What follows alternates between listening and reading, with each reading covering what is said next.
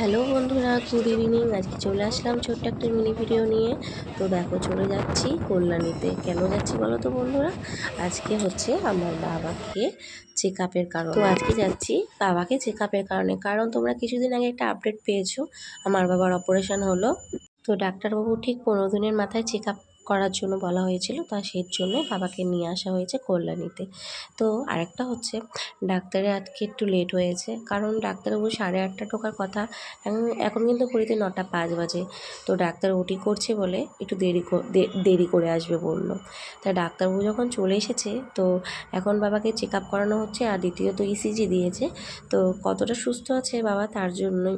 তো যাই হোক, তোমাদের বড়দের আশীর্বাদে, ছোটোদের ভালোবাসায় বাবা সুস্থ আছে।